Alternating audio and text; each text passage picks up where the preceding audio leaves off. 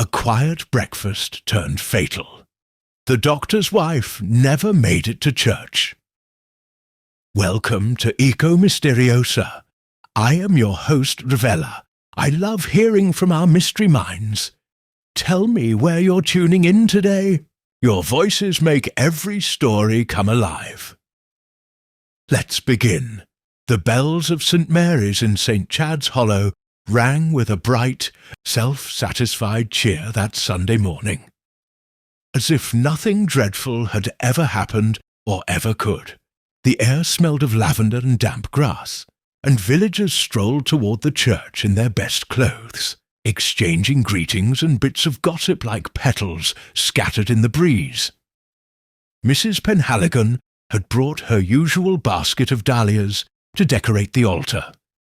Deep reds this time, for the harvest mood, she said, though the vicar's wife privately thought them far too violent in tone.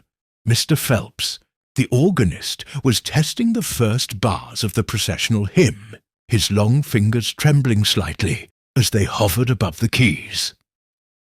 Among the early arrivals, Miss Jane Marple sat demurely in her customary pew 3 rows from the back. A perfect vantage point, as she would later reflect, for observing both arrivals and exits. Her gentle eyes, framed by a delicate lace hat, missed nothing. The hastily pinned veil on Mrs. Weatherby, the uncharacteristic flush in young Mr. Lytton's cheeks, the faint stiffness in the doctor's gait as he entered with his wife. Dr. Leonard Harcourt was the picture of provincial respectability. Clean-shaven, mild-eyed, and always ready with a reassuring word for his patients. His wife Margaret was quite the opposite, vivid, impulsive, fond of London visits and of things modern, which she spoke of as if they were rare spices only she could afford. She had married the doctor 12 years before, and though she still held herself with a social confidence bordering on defiance, the sparkle had dulled in recent years. The village whispered, as villages do, that the marriage was not altogether happy. They took their seats near the front, and Margaret Harcourt greeted the vicar's wife with her usual slightly superior smile. But Miss Marple noticed something strange. The doctor's wife pressed a gloved hand to her throat more than once, fanned herself despite the cool air, and ignored her husband's quiet inquiry. There was an unease about her, something faintly brittle, like a porcelain vase with a hairline crack. The service began, the congregation standing to sing "All Things Bright and Beautiful." The doctor's wife's voice was clear at first, if a little forced, but by the second verse it faltered. Then, quite suddenly, she swayed, grasped the pew, and collapsed soundlessly to the floor.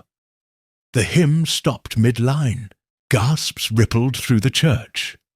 Dr. Harcourt knelt beside her, his face drained of all colour. "Fetch water," someone whispered. "Call for help," said another. But Miss Marple, who had risen discreetly and moved forward, saw the bluish tint already spreading around Mrs. Harcourt's lips. She knew, as surely as if she had read it in the parish notices, that the poor woman was already dead.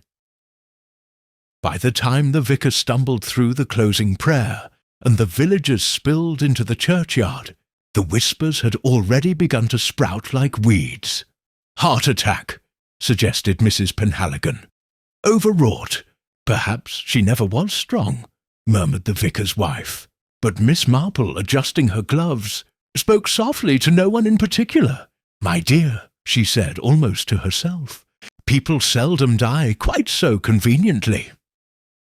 Would you like me to continue with Section 2, The Village Reacts, where gossip spreads and early suspicions begin to take shape? The shock of Mrs. Harcourt's sudden death rippled through St. Chad's Hollow with the quiet violence of a tremor beneath polished floors. By Sunday evening, the village had become a living whisper, each window a conspirator, each gate a pause in conversation. A death during morning service was rare enough to stir every tongue, but the death of the doctor's wife, right there before the pulpit, was something the village would dine on for weeks, perhaps years. The doctor's home, a white-gabled house with climbing ivy and a view of the green, was shuttered by late afternoon. Dr. Harcourt had refused all visitors, save the constable and the vicar. It was said that he had remained beside his wife's body until nearly 2 o'clock, silent except for a single plea that no one disturb her further. The words carried an eerie dignity that unsettled even those inclined towards sympathy. At the Blue Boar Inn, where tea was served strong and gossip stronger, speculation brewed as fiercely as the pot. Mrs. Penhaligon had taken the corner seat nearest the window, her knitting bag bulging with neglected wool. "It's the heart, I tell you," she declared, her needles clicking with moral certainty. "Those London habits, rich foods, no sleep, far too many cigarettes, and she was always nervous, poor soul." Across from her, Mrs. Weatherby sniffed delicately into her teacup. "Nervous, yes, but not from cigarettes. I heard she was in quite a state over that business with the housemaid. You know, the new one from Basingstoke. Pretty girl, brown hair, eyes like a cat's. They say the doctor took a great interest in her health." There was a small, meaningful silence. Then Mr. Phelps, the organist, leaned in. Now, let's not malign the man. He's always been respectable, though—" He hesitated, as if reluctant but unable to resist.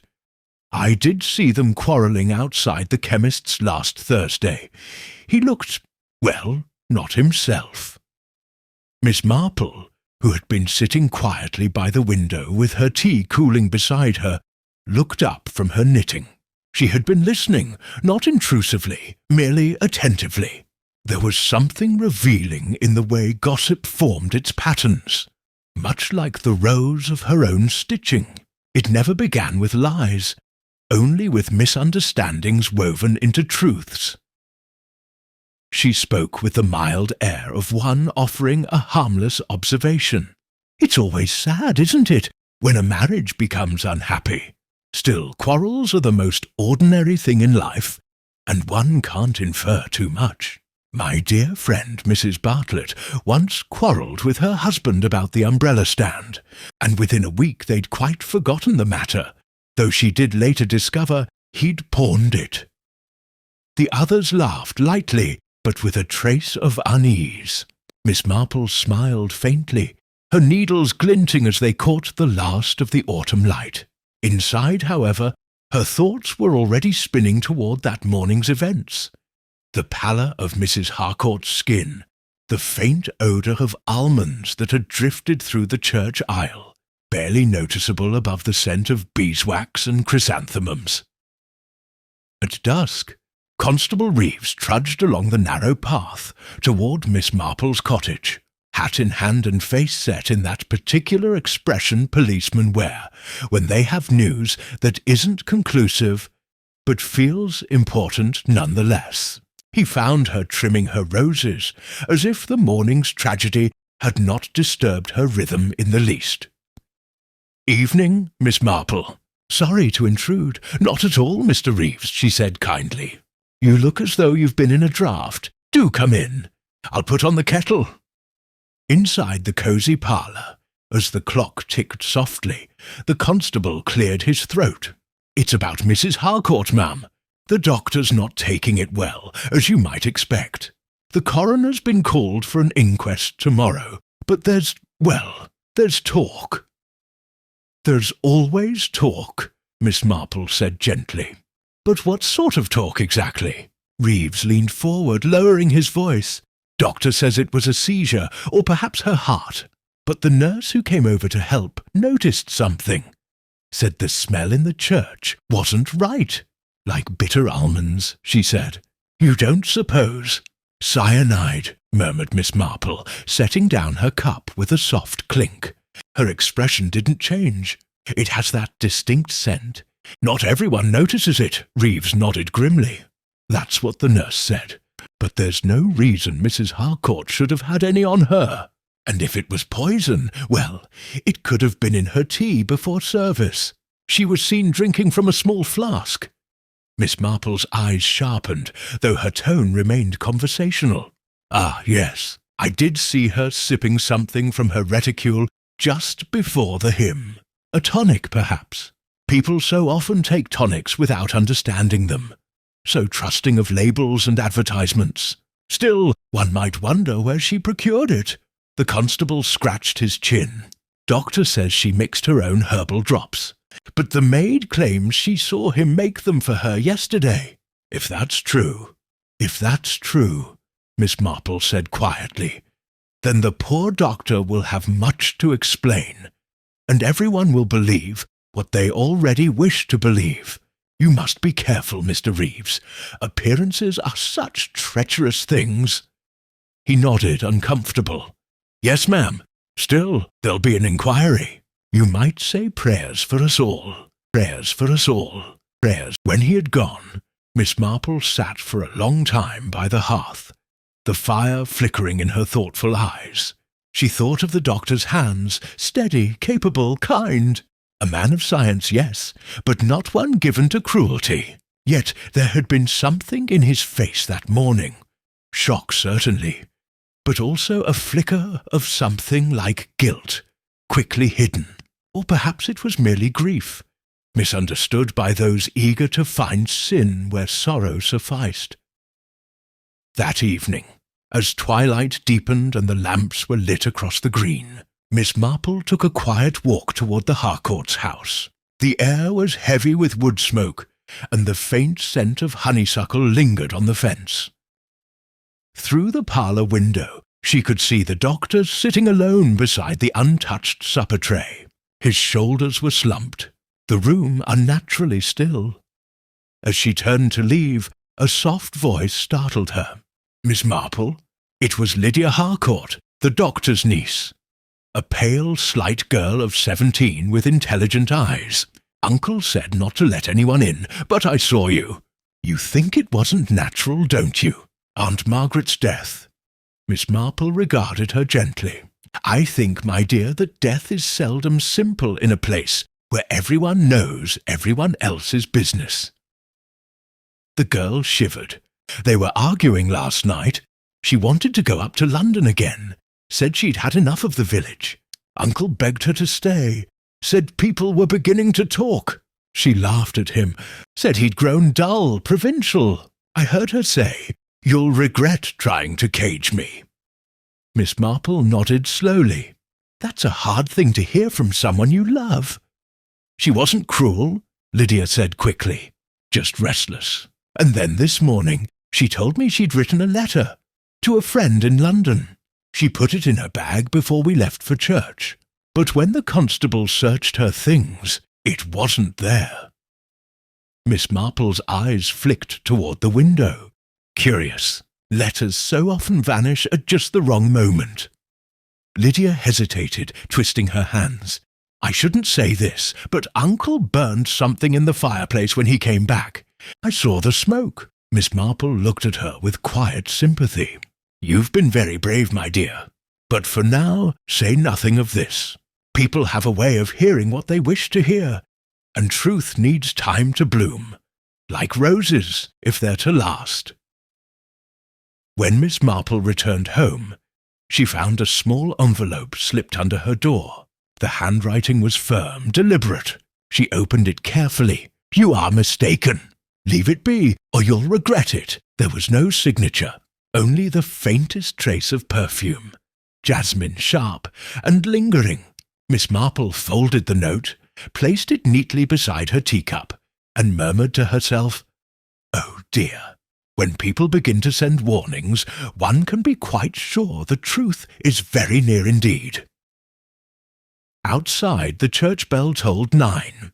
The village slept, but beneath its calm surface, something dark had begun to stir, something Miss Marple, with her quiet wisdom and unassuming patience, already sensed would not rest until every secret was brought to light. The following morning dawned grey and heavy, the kind of sky that pressed low over the village as if burdened by unspoken things. A fine mist hung in the air, blurring the outlines of cottages and hedgerows, and the church bell, which tolled faintly for morning prayers, seemed muffled, as though even it felt reluctant to disturb the uneasy calm that had settled over St. Chad's Hollow. Miss Marple rose early, as was her custom, and set about her morning routine with quiet deliberation. She brewed her tea, trimmed a few late roses for the table, and opened the window just wide enough to let in the scent of damp earth. Yet her thoughts were far from her roses. The events of the previous day replayed in her mind with the clarity of a sermon she had heard too often. The way Mrs. Harcourt had touched her throat, the faint almond smell, the doctor's expression when he bent over his wife. It was all too vivid to be dismissed as coincidence. By 8 o'clock, the village was already alive with movement. Constable Reeves had been up since dawn, and the coroner was expected by mid-morning. People spoke in low tones when they passed one another, their conversations clipped and cautious, as though the air itself might be listening. Outside the post office, Mrs. Weatherby was whispering to the grocer about the mysterious letter that had disappeared. "Mark my words," she said, leaning close. "There's more to that woman's death than meets the eye, and if you ask me, that poor girl Lydia knows more than she's saying." Miss Marple, who happened to be passing just then, paused long enough to inquire whether the morning paper had arrived. She gave no hint that she had overheard. The grocer, grateful for a safer topic, handed her the folded sheet. But Miss Marple did not open it. She had already decided her next step. The Harcourt's house, though shuttered and silent, bore the unmistakable signs of inner disturbance. A curtain, hastily drawn, crooked, muddy boot-prints by the gate, and a faint smell of smoke that still lingered from the previous night's fire. Miss Marple stood at the garden gate a moment before knocking. She had always believed that grief revealed itself in the smallest domestic details. How a house held itself after a death often told more than the words of its occupants. Lydia Harcourt opened the door. She looked pale and tired, her eyes red-rimmed from lack of sleep. "Oh, Miss Marple," she said softly, "I didn't think anyone would come so soon." "My dear," Miss Marple replied kindly, "I just thought you might need a friendly face. Grief is best met with company, in my experience. I brought some scones, plain, I'm afraid. I've never trusted currants in times of sorrow. They always seem too cheerful." The faintest smile touched Lydia's lips. "You're very kind." Miss Marple followed her into the parlour. The doctor was there, seated once more by the cold hearth, his face pale and drawn. He rose when she entered, though his movements were sluggish, mechanical. "Miss Marple," he said quietly, "this is very good of you. I confess I'm not in the mood for visitors." "I quite understand, Doctor," she said with a sympathetic nod. "I only wanted to pay my respects, and perhaps, if it isn't an intrusion, to offer a few thoughts about yesterday. One never knows what small thing might prove useful." He hesitated, then gestured to a chair. "Please, anything that might shed light on this dreadful business would be a mercy."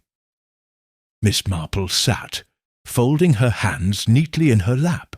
"It's all so very strange," she began gently. "Your wife seemed unwell before the service, so pale, so anxious. I couldn't help noticing she drank from a small flask. You wouldn't happen to know what it contained?" The doctor's eyes flickered, just for a moment. "It was a digestive tonic. Something she took for her nerves. I mixed it myself. A harmless combination of bismuth and gentian root. I made it many times before, indeed," Miss Marple said softly. "And yet I wonder, was the bottle found?" He shook his head. "No, it must have been misplaced in the confusion. The constable searched, but nothing turned up. I expect it was dropped or broken in the church." Miss Marple nodded, though her eyes lingered on his face. Accidents can happen, of course. Still, it does seem curious that such a thing should vanish entirely. Before he could reply, there was a sharp rap at the door. Constable Reeves entered, his expression grave. "Morning, Doctor." "Miss Marple." He held a folded paper in his hand. "The coroner's ordered an analysis.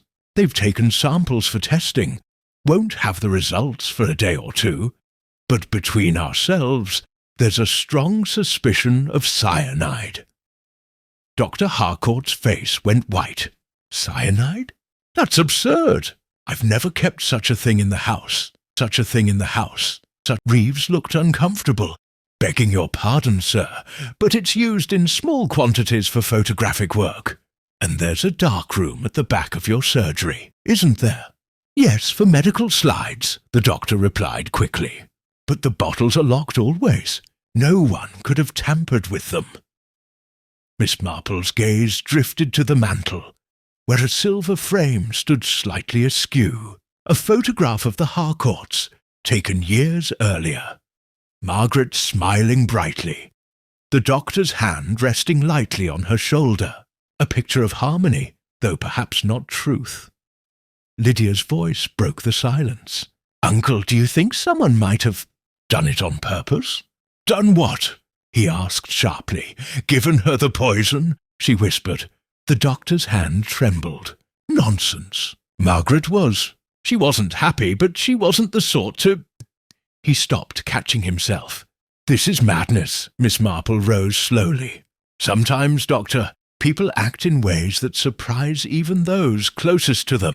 But it's best not to assume too much before all is known." She placed a gentle hand on his arm. "I shall leave you for now. Grief clouds the clearest minds." Outside, the mist had thickened into a fine drizzle. Miss Marple pulled her shawl tighter and walked toward the churchyard, her thoughts methodical, precise. The missing letter, the burnt papers, the vanished flask, all pieces of a puzzle that did not yet fit together.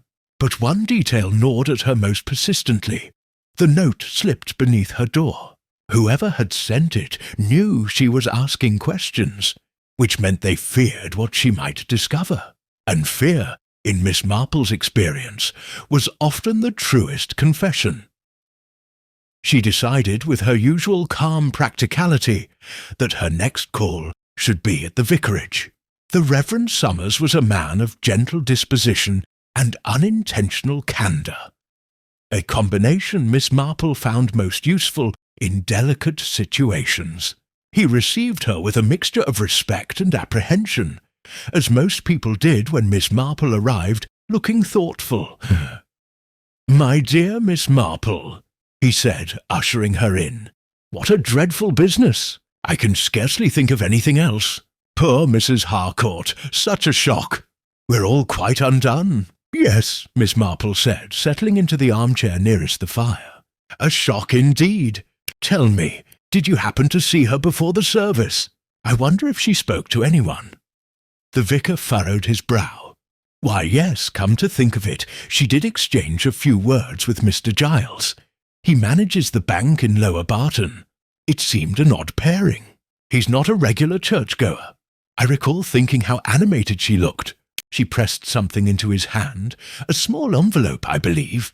"An envelope?" Miss Marple repeated softly. "Quite right," the vicar nodded, "though I assumed it was some parish matter. But then again, perhaps not." Miss Marple's fingers tightened slightly on her teacup. "And Mr. Giles, has he been seen since?" The vicar blinked. "No, not today, though I dare say he's keeping out of sight. He's a nervous sort. Always has been."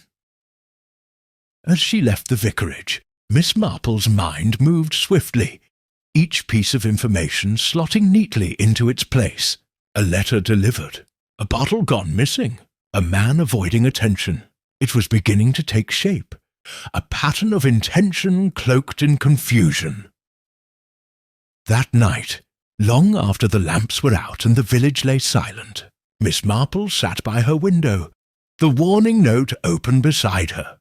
She read it once more, her eyes tracing the loops of the script, the faint fragrance still lingering. Jasmine, rare in the village, save for one household she could think of. She folded the note carefully, replaced it in its envelope, and smiled faintly to herself. "So," she murmured, "our murderer has good taste in perfume and poor judgment in threats." Beyond the garden, a single light burned in the doctor's surgery. Someone was awake still, moving behind the frosted glass. Miss Marple watched, calm and patient as ever, knowing that the night would bring no rest to those who harboured secrets, and that, soon enough, St. Chad's Hollow would be forced to face the truth it feared to name.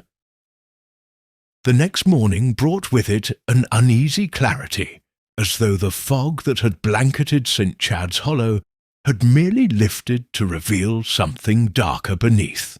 The air was sharp, the light thin and cold. Miss Marple awoke early, though she had hardly slept. The faint image of that solitary lamp, burning in the doctor's surgery, had lingered in her mind through the night, like the memory of a whispered warning. She could not shake the feeling that someone in that house was awake not from grief, but from fear. At 7:30, the first sign of disturbance came from the direction of the green. Mrs. Penhaligon, who prided herself on being the earliest riser in the village, claimed she had seen someone leave the Harcourt residence in the grey of dawn. A man in a dark coat, moving quickly, carrying what appeared to be a small parcel. By the time she had tied her shawl and gone to fetch her spectacles, he had vanished down the lane toward Lower Barton. She was certain it was not the doctor, whose tall, deliberate gait she knew as well as her own. The news, as always, reached Miss Marple's cottage before breakfast. It came through the back door in the form of young Tommy Briggs, the butcher's errand boy, whose eagerness to deliver both meat and scandal made him an indispensable messenger of the parish. "Mrs. Penhaligon says there's a stranger about," he announced breathlessly. "Went off toward the Barton Road before sun-up. Said he was carrying something wrapped in brown paper. Think it was the murderer, miss?" Miss Marple, who was cutting toast, raised an eyebrow. "My dear boy," she said gently, "murderers seldom rise early. They prefer the quiet of night or the comfort of alibis at breakfast time. Still, one must never dismiss an early riser." Tommy grinned, half understanding, and left satisfied that he had contributed to the greater cause of justice. By mid-morning, Constable Reeves came knocking again. He looked weary but alert, as though the day had already burdened him with more questions than answers. "Miss Marple, I wonder if you've heard. The coroner's report came in early this morning. There's no doubt about it. Cyanide plain as day. Enough to kill her in seconds. It was mixed with something sweet-tasting, they say. Could have been in her tonic, just as we thought." Miss Marple nodded gravely. "And the tonic bottle?" "Still missing," Reeves replied. "But there's more. The coroner's man found traces of another liquid in her bag. A perfume, not one of the usual sort. Jasmine, he said. Strong stuff. Funny thing is, the doctor swears his wife never wore it." "Jasmine," Miss Marple murmured. Her eyes narrowed slightly, though her tone remained mild. "It's a distinctive scent, isn't it? Very fashionable in London, I'm told. Not the kind of thing one buys at the village chemist." Reeves scratched his head. "Could mean she had a visitor from town, or that someone wanted it to look that way." He sighed. "The inspector's coming from Melchester this afternoon. Wants to speak with the doctor and the maid. I expect he'll be thorough, which'll be a change." Miss Marple smiled faintly. "Thoroughness is an admirable quality, Mr. Reeves, provided one knows what to look for. Otherwise, it's rather like sweeping a room while ignoring the corners." When he left, she stood for a moment by the window, watching as a pair of sparrows quarrelled over crumbs on the path. Human nature, she thought, was not so very different. Small rivalries, sharp instincts, and the endless search for satisfaction. If Mrs. Harcourt had been poisoned, it was not random malice, but something far more personal, woven from the quiet grudges and disappointments of village life. By noon, the inspector had arrived, a tall, formal man named Merriweather, with a face too stern for his own good. He took up quarters in the constable's office and summoned Dr. Harcourt first. Miss Marple, of course, did not attend, but the village grapevine was far more efficient than any official transcript. Within an hour, word spread that the doctor had confirmed his wife's recent restlessness, her wish to return to London, and her tendency to experiment with her tonics and powders.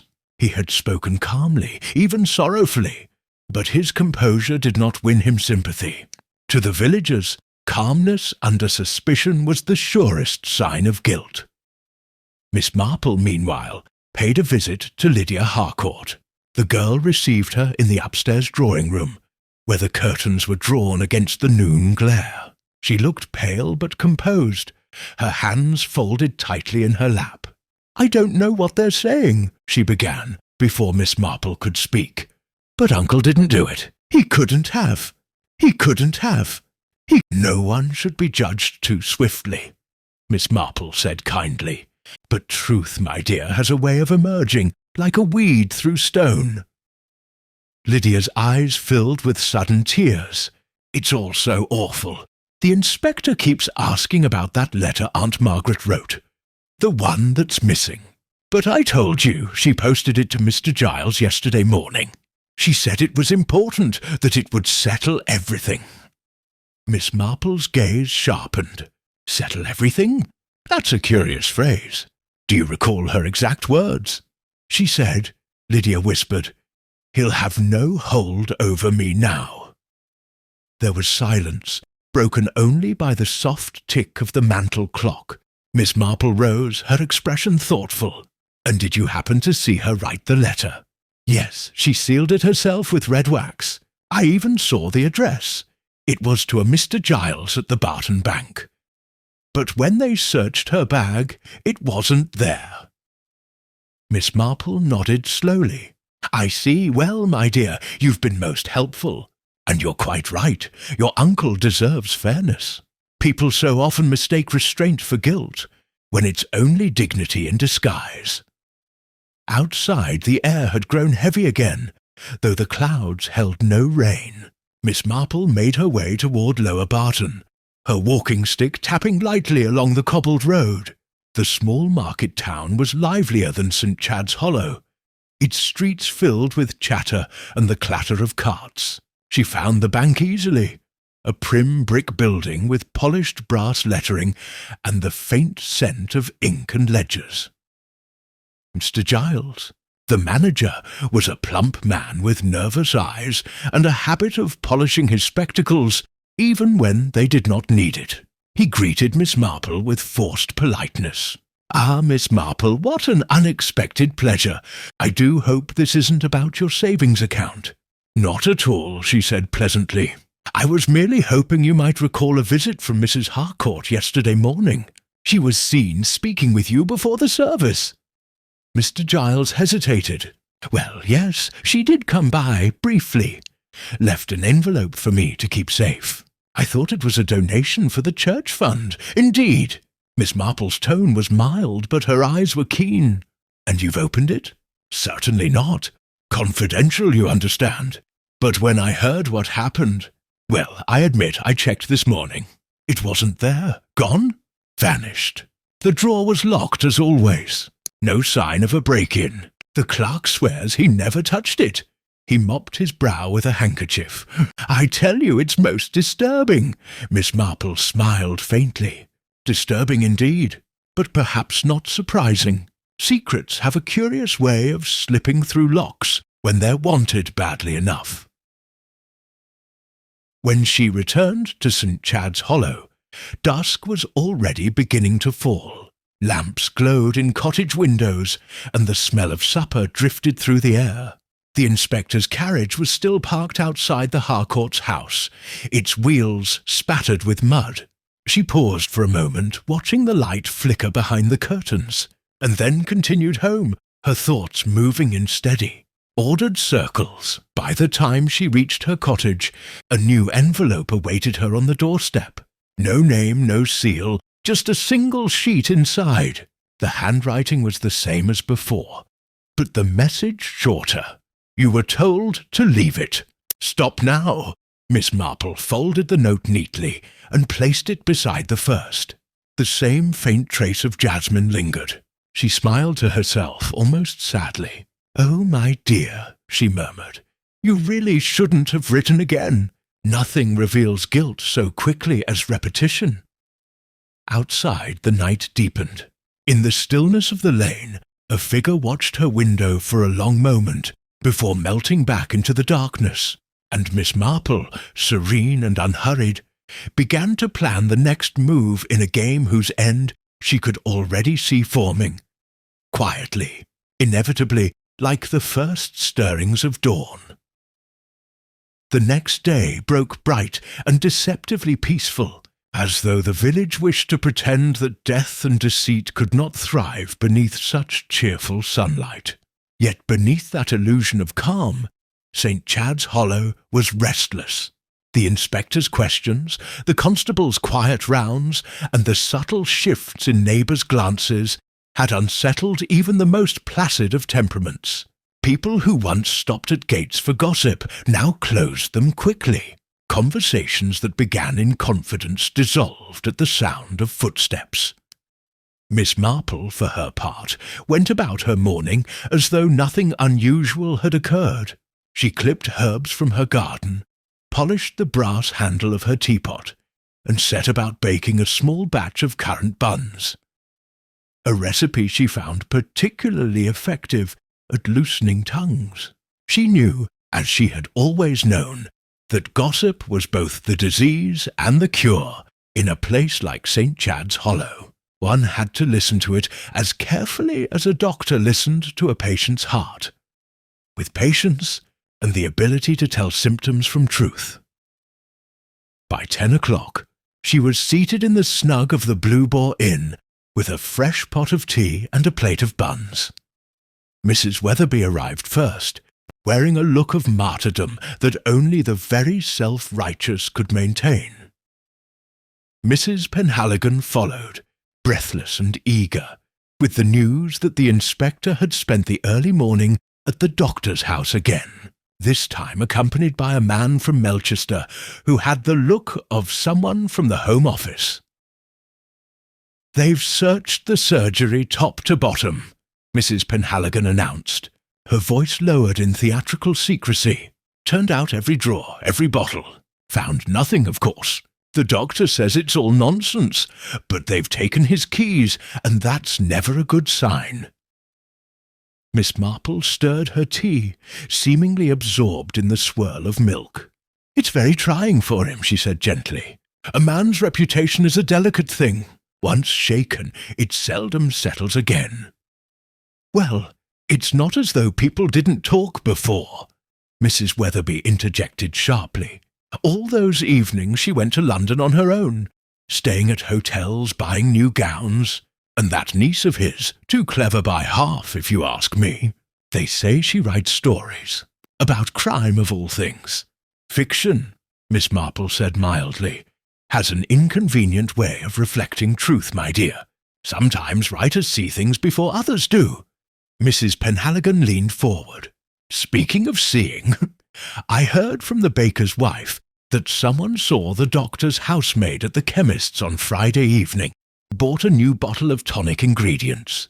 Said Mrs. Harcourt wanted it fresh. But the chemist swears he never sold her any cyanide. Says he hasn't stocked it in months." "Curious," murmured Miss Marple, "and yet it found its way into the poor woman's flask." She set down her cup. "Human nature, Mrs. Penhaligon, is much like a tea blend. Difficult to separate once it's steeped. Everyone adds a little something of their own, often with the best of intentions."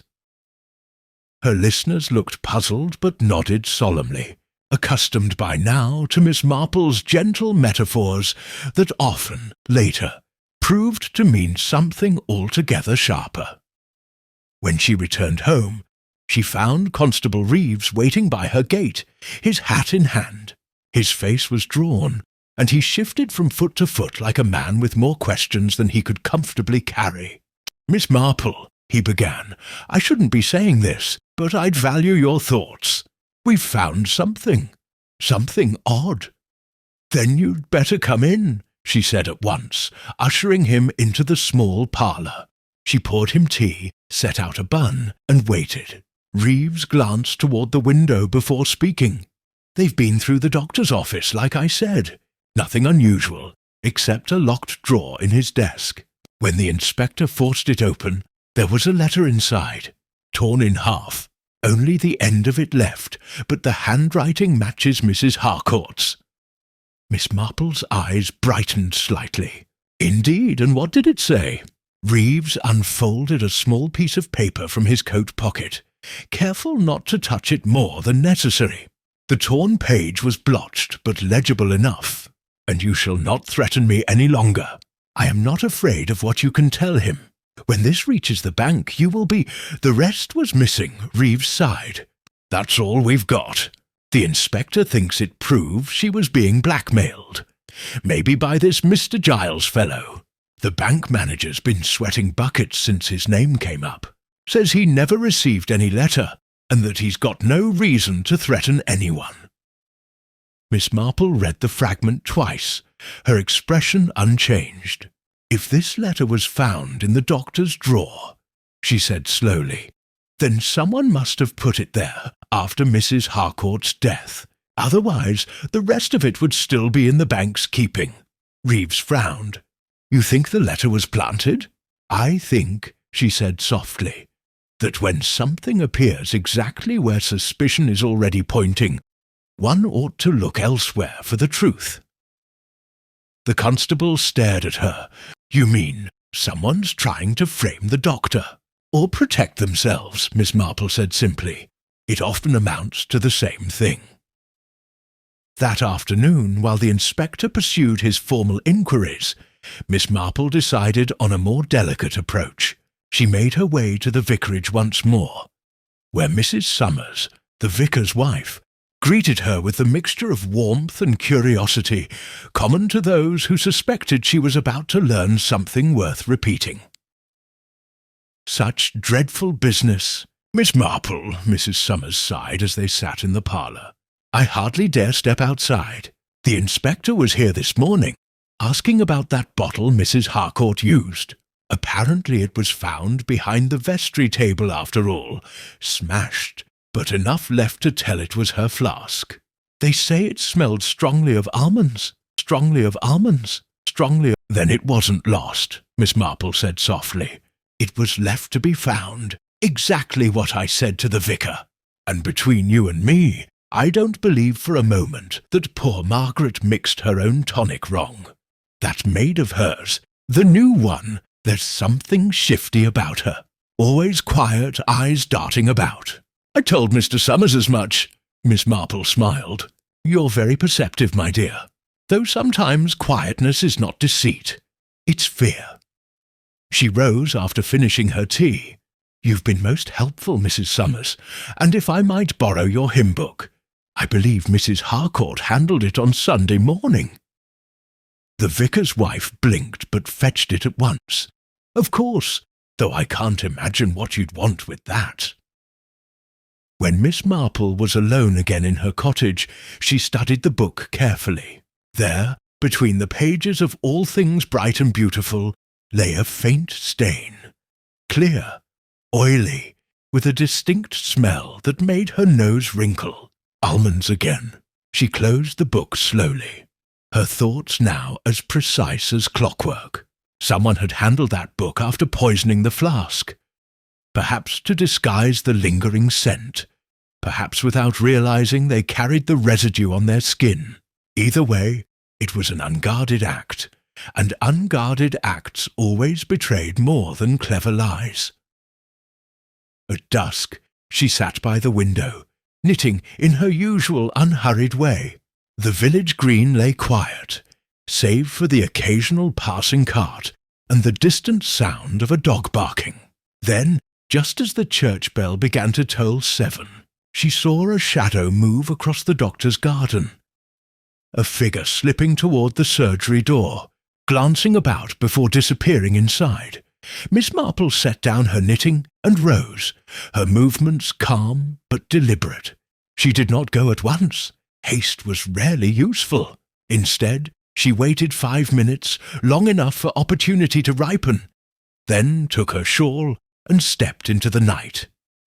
The lane was still, the air thick with the scent of damp grass and honeysuckle.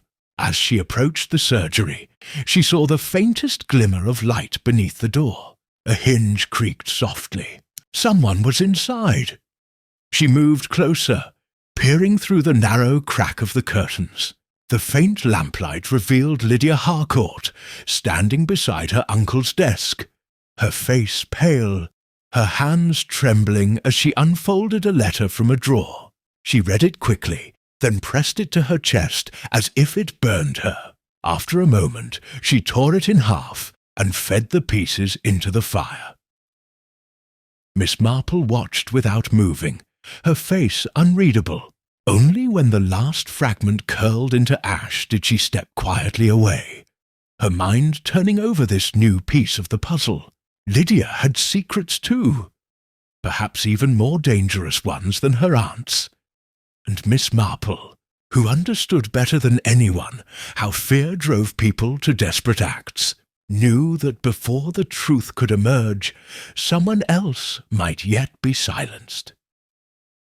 The village slept that night, unaware that beneath its tidy roofs the threads of deceit were tightening, and Miss Marple, alone by her window, whispered softly into the dark, "It's always the smallest things, a letter, a scent, a stain, that give people away."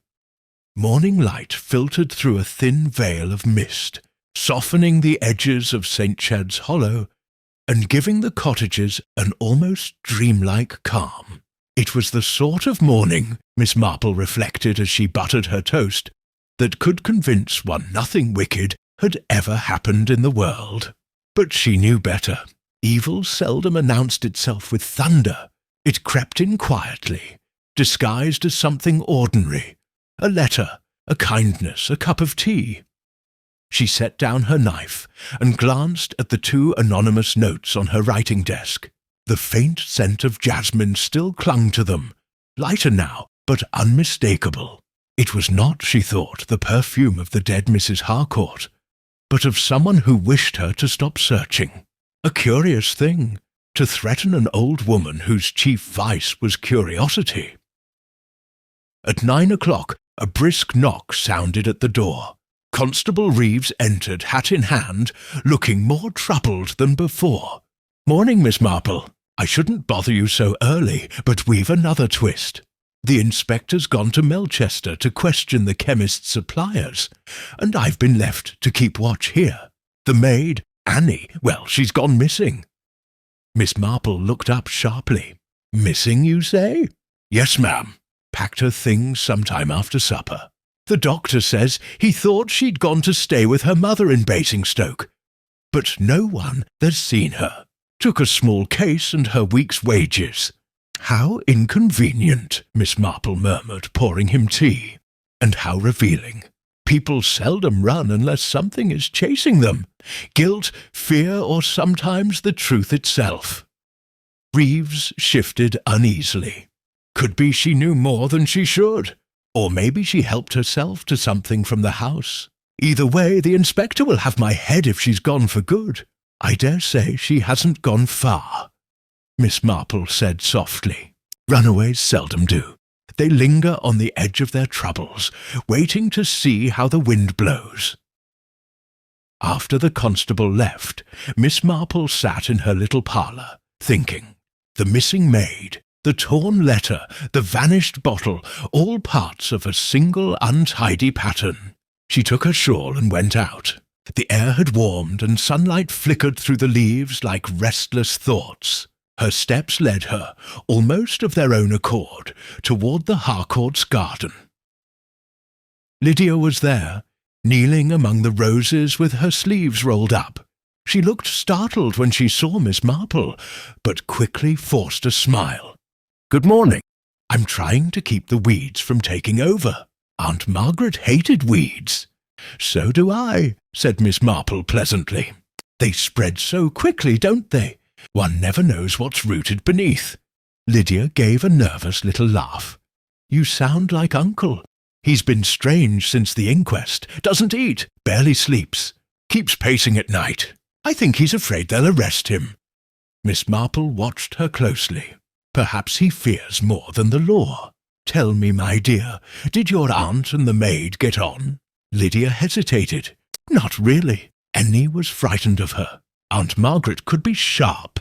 Once she accused Annie of stealing a brooch, though she later found it herself. But lately she'd been kind to her, almost too kind. Gave her money for new clothes, spoke softly, even confided things." "What sort of things?" "I don't know," Lydia said quickly, looking away. "But I saw Annie crying once after they'd talked. Aunt Margaret said it was just girls' troubles. I didn't believe her." Miss Marple nodded, then rose. "You've been very helpful, my dear. Grief has a way of fogging the mind, but conversation clears it beautifully." She left Lydia among the roses and walked toward the churchyard. Halfway there she met the vicar, carrying a stack of papers. "Ah, Miss Marple," he greeted her. "I was just thinking of calling. There's been a development. Nothing official, of course. But Mrs. Summers remembered something rather odd. She says when the choir rehearse on Fridays, Mrs. Harcourt often came in for a word with the organist, Mr. Phelps. She thought it harmless, but it happened every week." "Indeed," Miss Marple said mildly. "And what did Mr. Phelps have to say about it?" The vicar looked embarrassed. "Well, he claims she was helping him with a charity concert, but Mrs. Summers insists she once overheard the words documents and evidence. She's quite sure." "People are seldom sure of the words they overhear," said Miss Marple, though her eyes were thoughtful. "Still, it bears considering." That afternoon she called on Mr. Phelps at his cottage. He greeted her with the vague nervousness of a man who has recently been discussed without his consent. "Miss Marple, this is an unexpected pleasure." "Good afternoon, Mr. Phelps. I was admiring your roses as I passed. Such a pity about poor Mrs. Harcourt. You knew her well, I think." He adjusted his spectacles. "Yes, well, I suppose I did in a way. She was interested in music. We planned a small recital for the parish hall. Nothing improper, I assure you. Proper, I assure you. I should never suspect impropriety," Miss Marple said soothingly. "But I am curious. Did she ever mention the bank or a letter she was sending?" His fingers twitched on the edge of the table. "No, that is, yes, she did once. Said she was finally putting something right." "I thought she meant a donation," Miss Marple smiled gently. "You mustn't take it amiss if I say I believe Mrs. Harcourt's affairs were less charitable than they appeared. Good day, Mr. Phelps, and do try to eat something. You look pale." She left him standing in his doorway, sweating despite the breeze. As she walked home, she noticed again the faint scent of jasmine on the air. So faint she might have thought it her imagination, except that she had learned long ago never to trust coincidence. That evening, Reeves returned more agitated than before. "We found the maid," he blurted. "At least we think so." She turned up at the station, trying to buy a ticket under another name. "The inspector's got her now." "Poor child," Miss Marple said softly. "And what did she say?" "Claimed she was frightened, said someone told her to leave town or she'd end up like the missus. Wouldn't say who, but the inspector's certain she's hiding something." Miss Marple folded her hands. "Perhaps she's protecting someone rather than herself." "Protecting who?" "That," she said, "is the question we must ask her very carefully.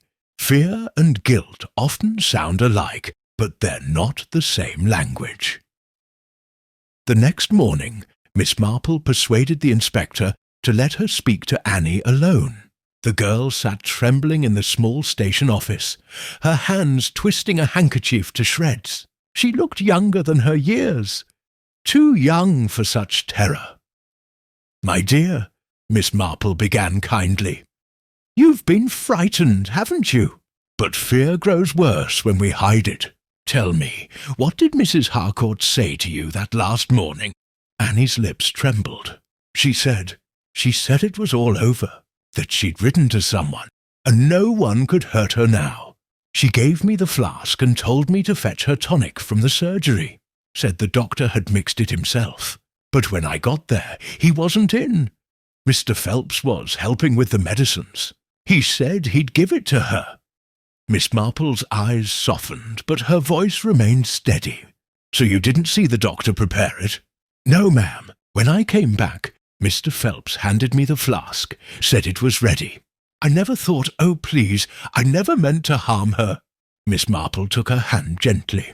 "You didn't, child, but someone did, and they used your innocence to carry it through the door." She left the station with her heart heavy, but her mind sharp. The puzzle had at last begun to arrange itself with the clarity she dreaded and admired.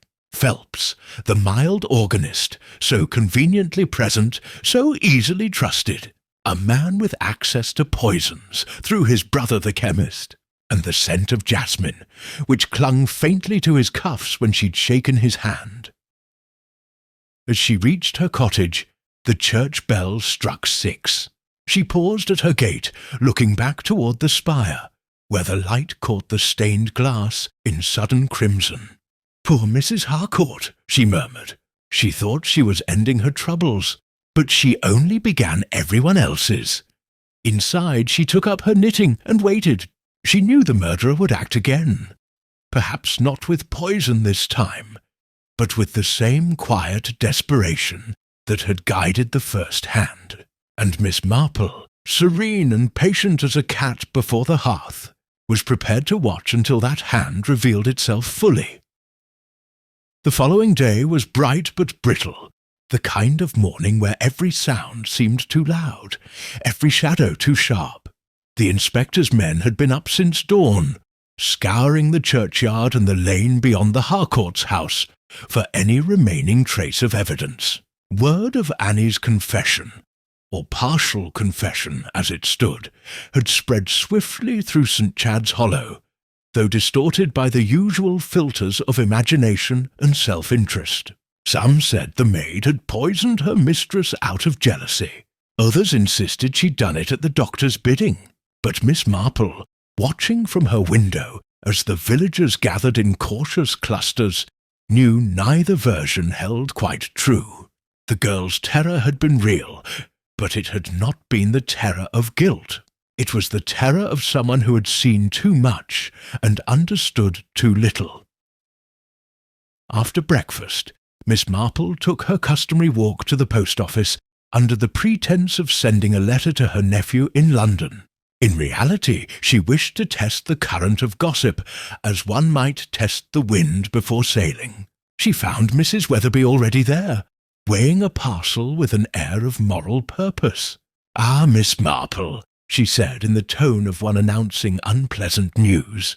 "They say the maid has confessed to mixing the poison herself. A dreadful girl. And to think she looked so sweet when she first came." Miss Marple offered a mild smile. "Confessions are curious things, my dear. They often tell one more about the confessor's fears than the truth of the matter. People sometimes confess to things they didn't do, out of guilt for what they think they might have caused." Mrs. Weatherby sniffed. "I dare say. But I'll tell you what I think. The doctor's behind it all. Too calm by half, that man. Never trust calmness, I always say. It hides tempers, and tempers hide crimes." Miss Marple inclined her head politely but said nothing. She had learned long ago that contradiction only sharpened gossip's claws. Instead, she thanked the postmistress and stepped back into the square, where the vicar was speaking with Constable Reeves near the church gate. Their conversation looked strained, as if the truth had begun to weigh heavily on them both. "Miss Marple," Reeves called, his relief evident. "Just the person. The inspector's come back from Melchester and wants a word with you. He says you've been seeing things he might have missed." She followed them to the constable's office, where Inspector Merriweather sat behind a desk, strewn with notes and cigarette ash. His face bore the worn patience of a man too long in pursuit of contradictions. "Ah, Miss Marple," he said as she entered, "we've heard a most interesting tale from the maid. But, as ever, the truth seems to be playing hide-and-seek." "I believe it's usually hiding in plain sight, Inspector," Miss Marple said mildly. "You only need to know what to look for." He gestured for her to sit. "Then perhaps you'll tell me what you make of this. The maid says she fetched the flask from the surgery, but she insists it was Mr. Phelps, the organist, who gave it to her. Now, I've checked the records. He was indeed at the surgery that morning, helping with some clerical work for the doctor. But he claims he never touched the tonic at all. Says she's mistaken. One of them's lying. Or both are telling the truth," Miss Marple said softly. "From their own point of view, the poor girl believes she received the flask from him. He may truly believe he didn't hand it to her. It's quite possible that someone else substituted it without his knowledge." The inspector frowned. "Someone else? Who?" Miss Marple folded her hands neatly in her lap. "Well, I should think whoever had the strongest reason to ensure Mrs. Harcourt never posted her letter. We know it contained something dangerous to someone. Perhaps a revelation, perhaps a threat. She said to her niece that he would have no hold over her once it was sent. The natural assumption is that she meant her husband, but it may not have been so. A clever woman often lets others believe her quarrels are domestic when they're rather more delicate." Reeves shifted uneasily. "You think the letter had to do with Mr. Phelps, then?" Miss Marple smiled faintly. "Oh no, Mr. Phelps is weak, not wicked. His trouble lies in his nervous conscience. He may have been used, but he is not the sort who kills. There's another person entirely whose movements interest me more. The man from the bank, Mr. Giles." The inspector looked up sharply. "The one who vanished after the funeral?" "Just so," said Miss Marple. "A man who disappears after a death connected to his business is seldom merely grieving. Mrs. Harcourt gave him that letter on Sunday morning, according to the vicar. By afternoon she was dead, and the letter never reached its destination. Yet later, a torn half of it appears in the doctor's desk. That suggests two people had access to it, one who removed it from the bank, and another who tried to plant it where suspicion would grow naturally. The inspector regarded her thoughtfully. "You're suggesting two conspirators, then? Or perhaps one very clever one?" "Perhaps only one," she replied. "But cleverness can take many forms. Sometimes it's not intelligence at all, but boldness mixed with fear." Merriweather leaned back, studying her. "And what do you propose we do?" Miss Marple's eyes sparkled with quiet mischief. "We might allow the guilty party to think their plan has succeeded. They've worked so hard to steer suspicion toward the doctor. It would be a shame not to reward their effort. People often betray themselves when they believe victory is near." By late afternoon, the village was alive again with rumour. The inspector's men were seen escorting Dr. Harcourt toward Melchester for further questioning. And though the arrest was more performance than procedure, it achieved precisely what Miss Marple intended. That evening, while the villagers murmured in the inn, and Lydia wept in her room, Miss Marple took her customary walk toward the church. The setting sun cast long shadows through the graveyard. The air smelled faintly of honeysuckle and stone dust. As she passed the vestry door, she noticed it was ajar. Inside, the faint light of a lamp revealed a figure bent over the altar rail. Mr. Phelps. His hands shook as he placed something inside the hollow of the organ bench. Miss Marple stepped quietly forward.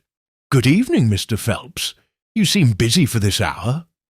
He turned, startled, colour draining from his face.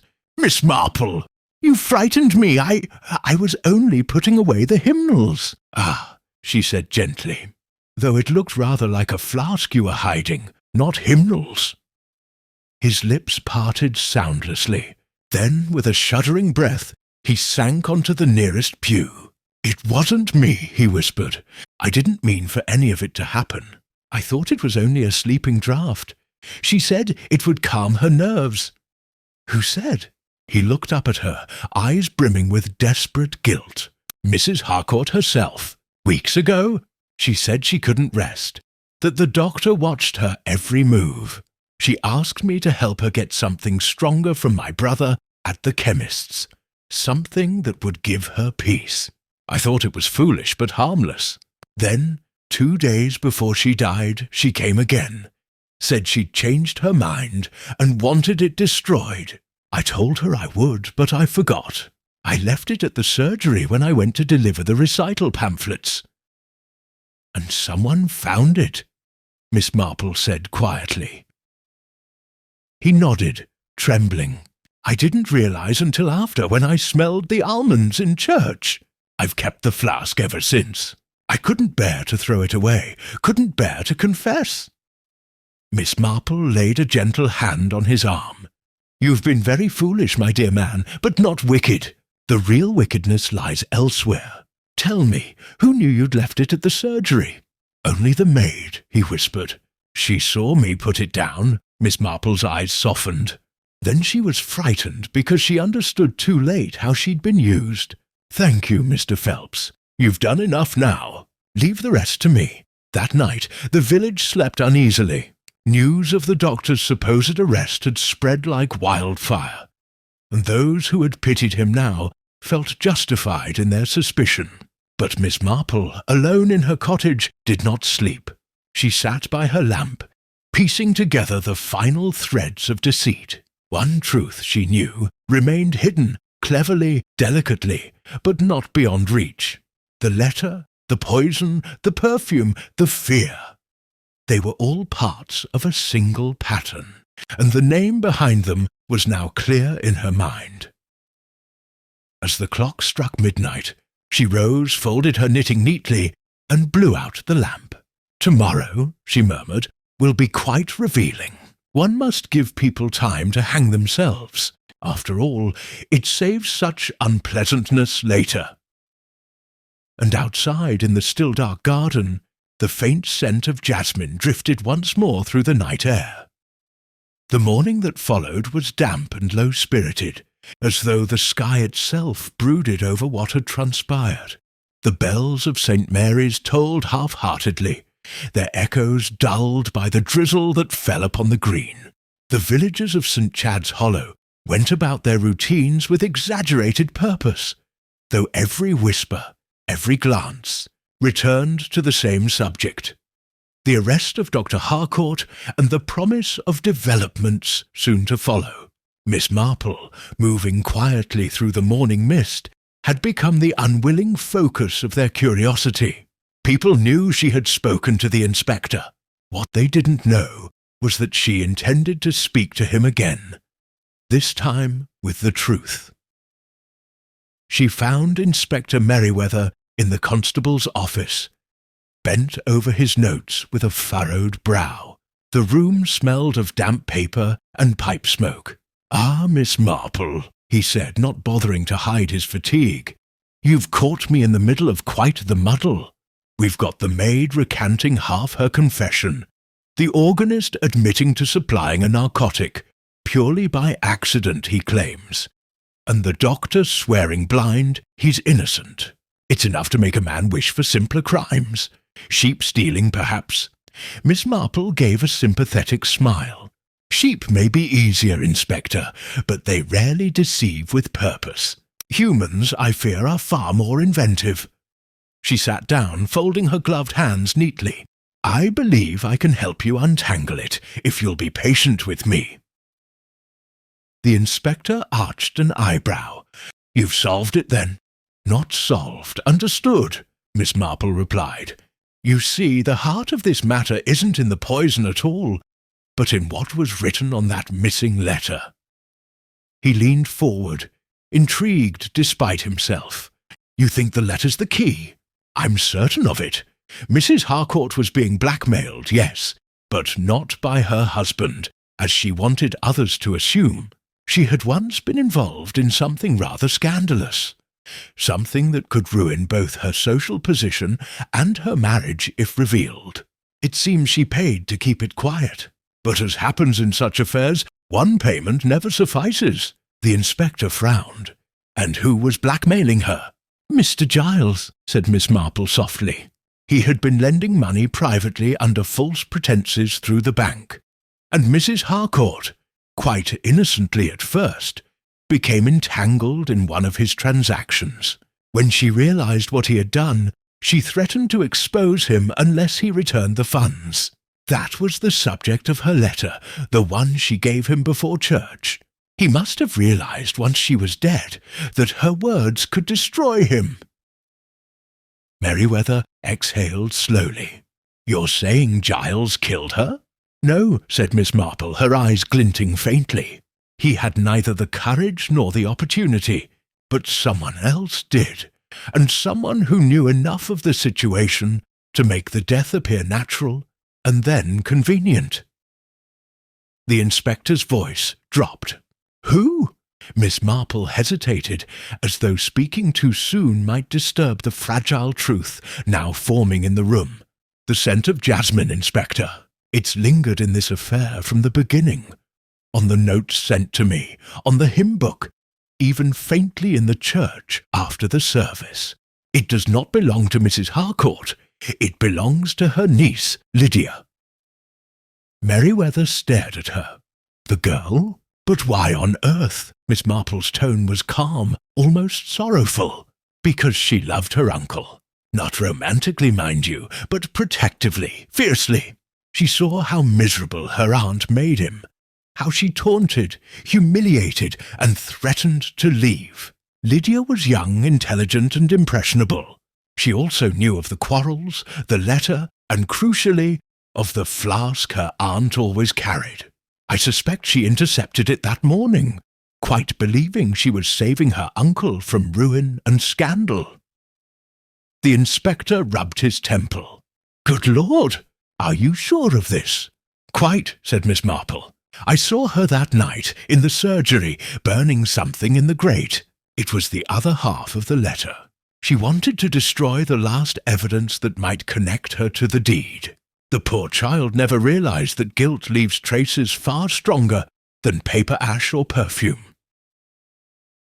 There was a long silence.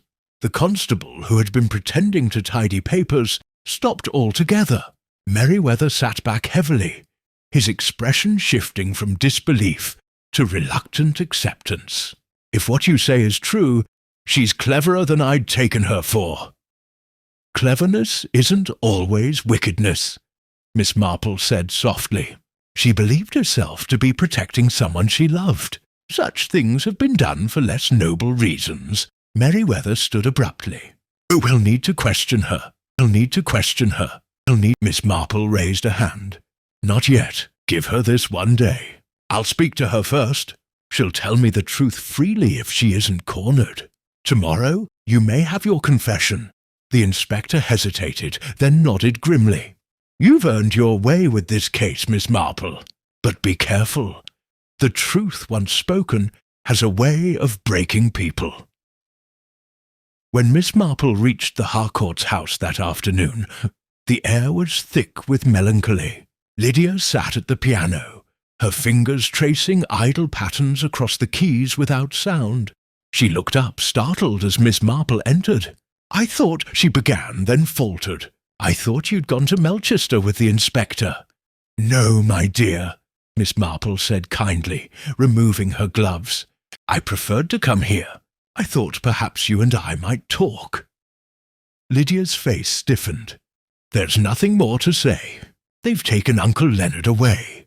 They'll ruin him. No, said Miss Marple gently. No one will ruin him now, Lydia. You see, I know the truth.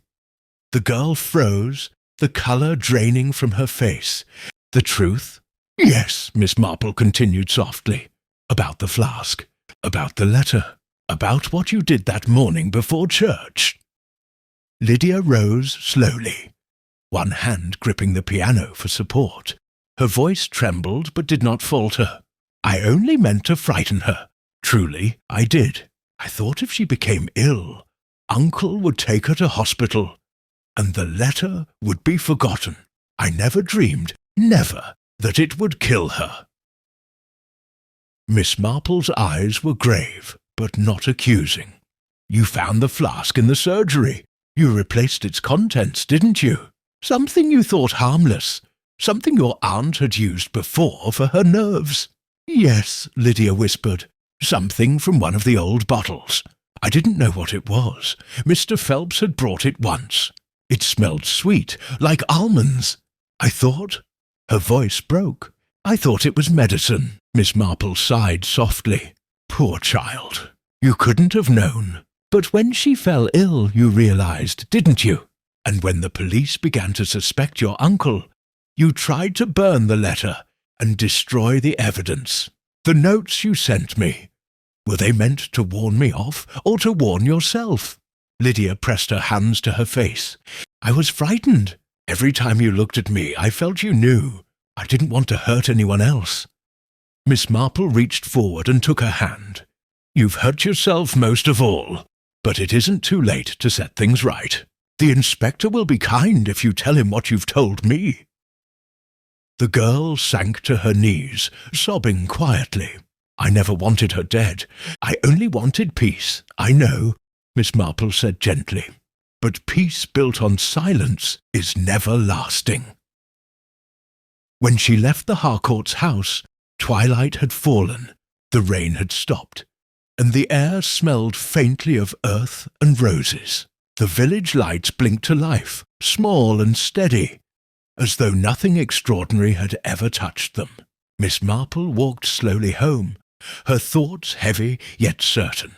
She had seen many tragedies in her life, but few so pitifully human as this one. A girl's misguided devotion turned to ruin.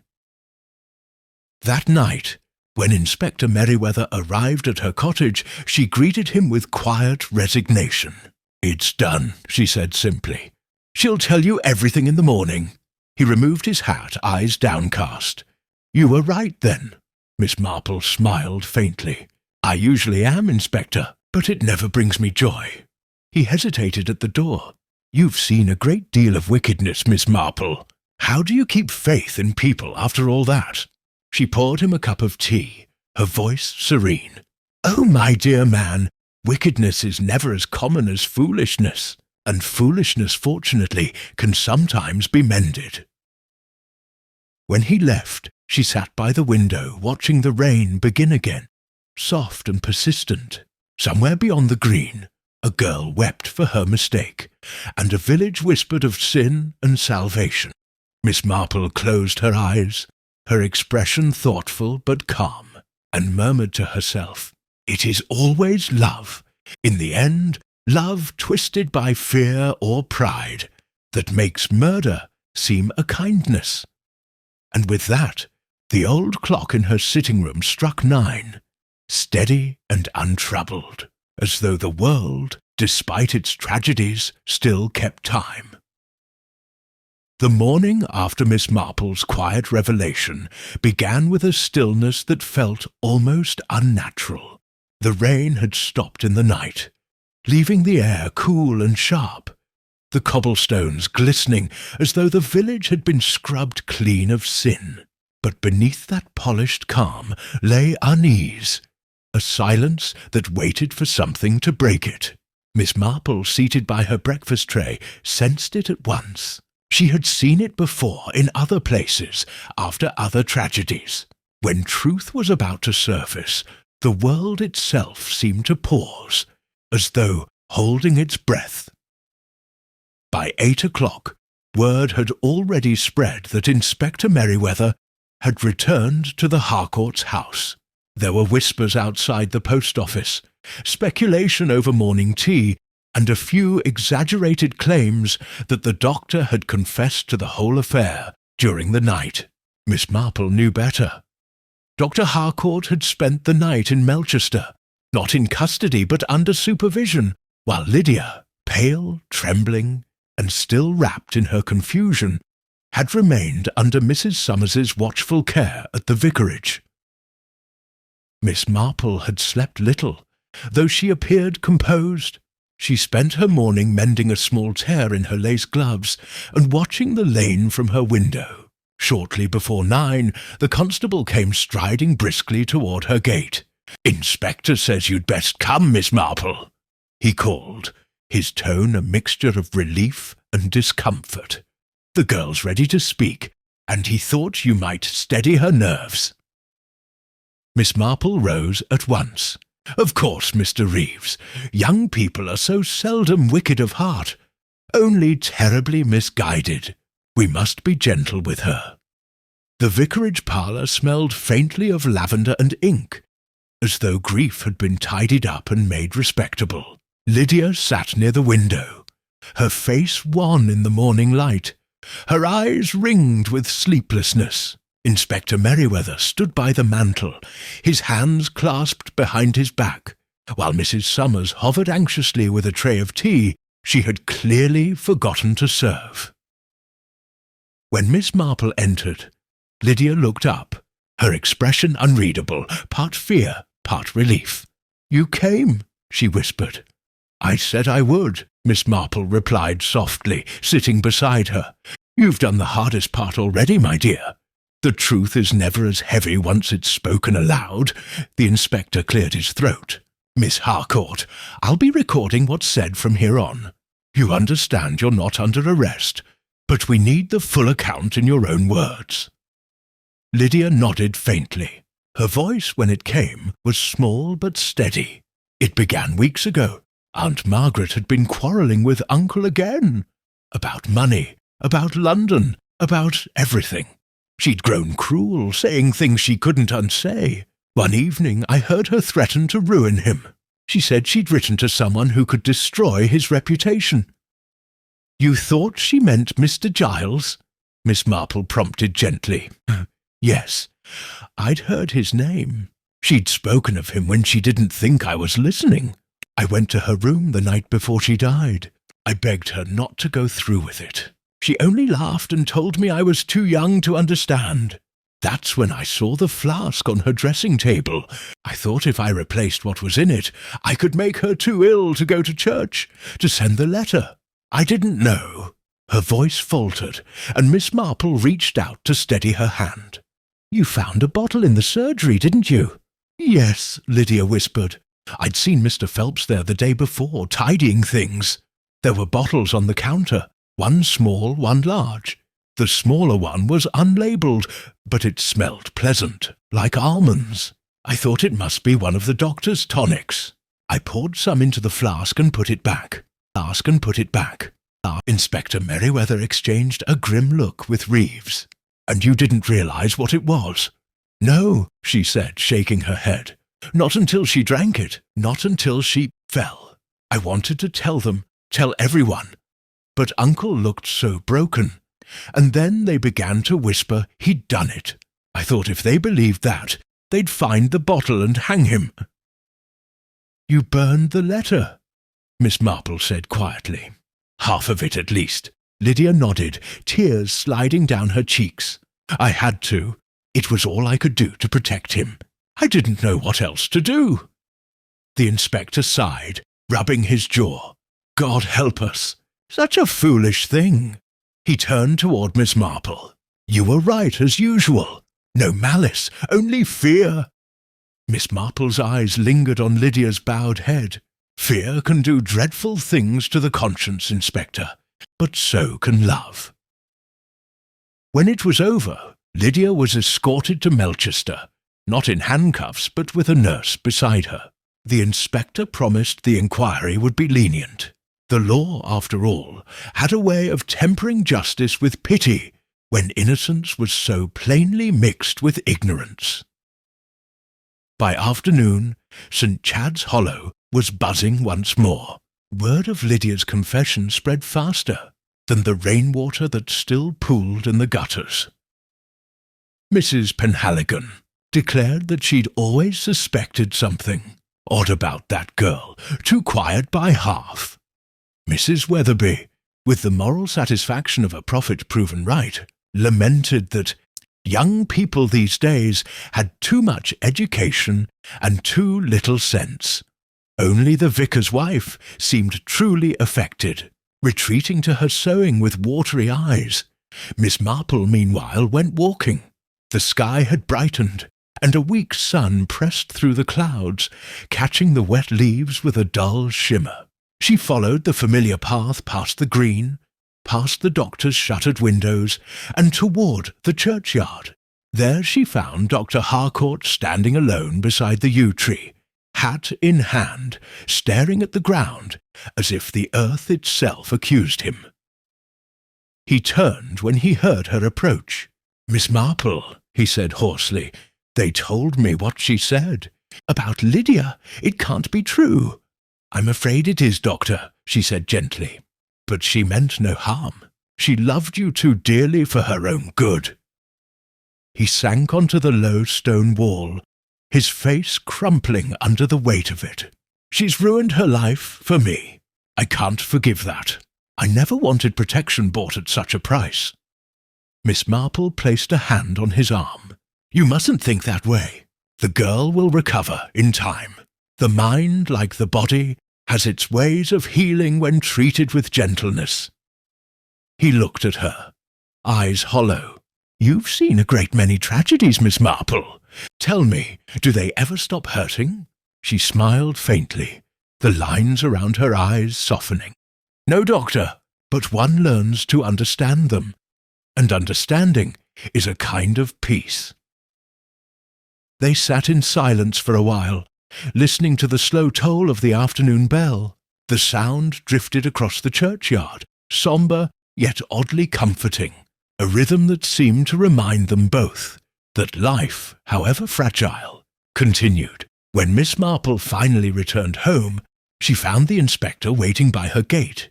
He looked worn but composed, the case finally settling in his mind. "I thought you'd like to know," he said quietly. "We've released the doctor. The coroner will rule it accidental. The girl will be sent to a convalescent home for now. There'll be no trial." Miss Marple nodded, relief and sadness mingling in her expression. "That's wise. Punishment would serve no purpose here." Merryweather studied her for a moment, then said with a wry smile, "If ever I'm foolish enough to take a cottage in your village, Miss Marple, I hope you'll promise not to look too closely into my affairs." She chuckled softly.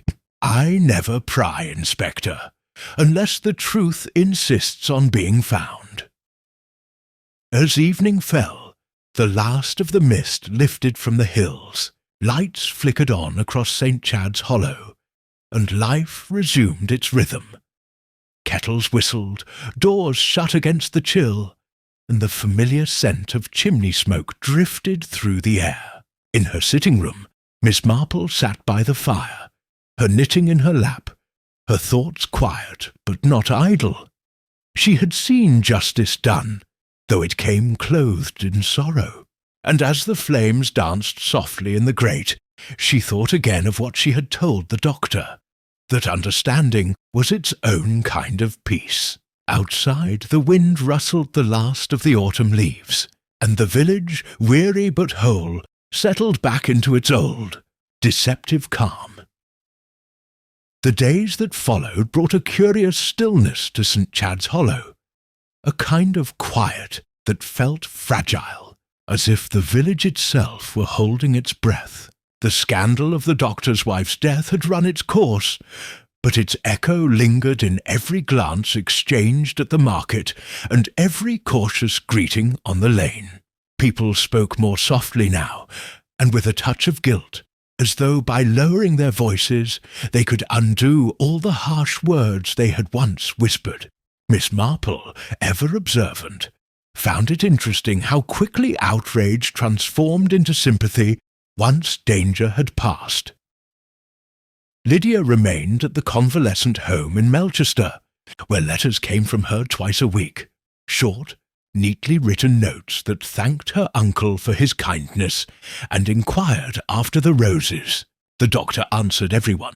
His handwriting, once precise and almost severe, had grown oddly gentle, as though he were relearning tenderness after years of restraint.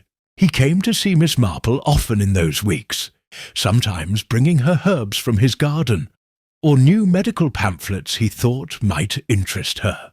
They spoke little of the case directly, yet it hung between them in the silences, an unspoken wound both knew time alone could heal. One evening, as the first frost crept across the hedges, the doctor stopped by unannounced. He looked healthier than he had in months, though there was a melancholy behind his composure. Miss Marple set aside her knitting and poured him tea, pretending not to notice the tremor in his hand. "I've been thinking," he began after a moment, staring into the fire, "about Margaret. I keep wondering if there was anything I could have done differently. If some word, some kindness, might have changed her. She was never evil, only unhappy." Miss Marple nodded slowly. "Unhappiness is a sort of poison, Doctor. It doesn't kill quickly like cyanide, but it eats away just the same. Some people swallow it without realizing they're doing so."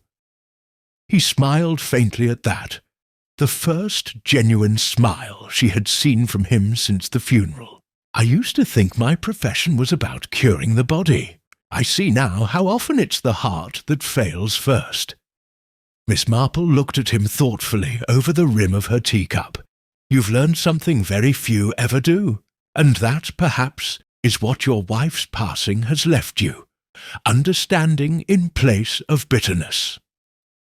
He inclined his head, grateful but weary, and when he left, he paused at the gate to look back.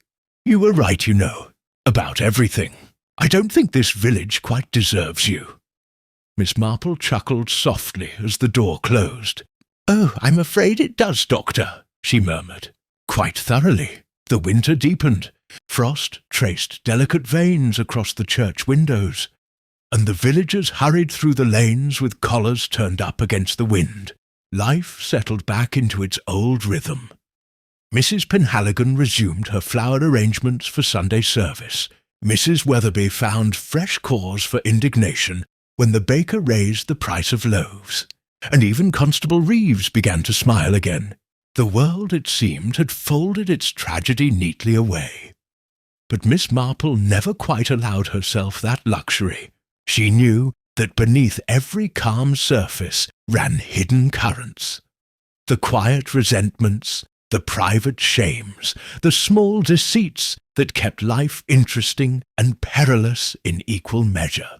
And so, when she received a visit one icy morning from Inspector Merryweather, she was neither surprised nor alarmed. He came in with a gust of cold air, stamping snow from his boots. "I shan't stay long," he said, declining her offer of tea. "Just thought you'd like to know. The coroner's report came through. It's all official now. Accidental death. The girl's confession will remain sealed. That's for the best," Miss Marple said. "There's mercy in silence sometimes."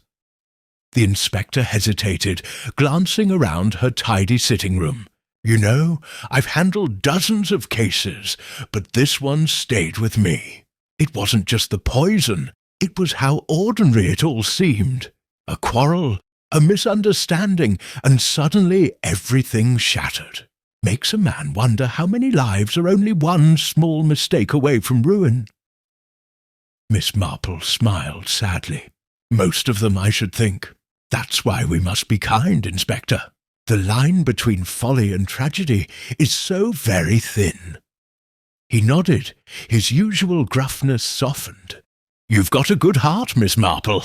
A sharp head, too. If you ever tire of your roses and knitting, there's a place for you in the force." "I prefer my own jurisdiction," she said mildly. "Human nature provides enough cases to keep one occupied for a lifetime." When he left, she watched him go down the path, his breath clouding in the cold air, and she thought how strange it was that justice, when truly done, brought not triumph but quiet exhaustion. There was no glory in solving such a puzzle, only the small satisfaction of having restored a fragment of order to a disordered world. That evening, Miss Marple attended evensong at St. Mary's. The church was nearly empty, the air thick with candle smoke and the faint scent of wax. Mr. Phelps played softly on the organ, the notes trembling like breath in the chill air. He caught her eye as she entered and inclined his head. A gesture of apology and gratitude all at once. She returned it kindly. The poor man had aged years in weeks, but his conscience at least was lighter. During the service, Miss Marple found her thoughts wandering, not to guilt or innocence, but to the curious web of lives that had brushed against one another to create such calamity. A careless chemist, a frightened maid, a proud wife, a devoted niece, all threads in the same tapestry, and herself, an old woman with sharp eyes and a patient mind, drawn once again into the fragile theatre of human frailty. When the final hymn ended, she lingered as the others left. The candles flickered low, and the silence of the church wrapped around her. She thought of Lydia, of her soft-spoken remorse, of the doctor's new gentleness, even of poor Margaret Harcourt, who had never found peace in life and, in dying, had unwittingly given it to those around her. Outside, the moon had risen, pale and cold, glimmering on the frost that silvered the gravestones. Miss Marple walked home slowly, her footsteps crunching softly in the snow. She paused at the gate of the Harcourt's house, where the windows now glowed with steady, domestic light. The doctor's silhouette passed once before the curtain, and she smiled faintly. Life, she thought, always found its way back, even after death had brushed so close. Back in her cottage, she lit a small fire and sat down by it, her knitting basket at her feet. The familiar rhythm of the needles soothed her as the flames danced and whispered in the grate. She thought of how easily people mistook evil for mystery, when in truth it was most often born of small, ordinary motives: pride, jealousy, fear, love. Human nature never changed. It merely wore new faces. The clock on the mantel struck 9, echoing through the stillness. Miss Marple looked up, a soft smile touching her lips.